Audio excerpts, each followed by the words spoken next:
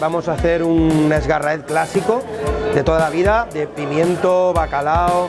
Lo que pasa es que la diferencia es que va a ser un esgarraet con pimientos de colores, multicolor. Y luego, en vez de aliñarlo con aceite de oliva normal, clásico, vamos a coger y vamos a hacer una vinagreta con encurtidos, con cebolla, alcaparras, piparras dulces y un poco de soja. Todo eso lo decoraremos y será un plato multicolor.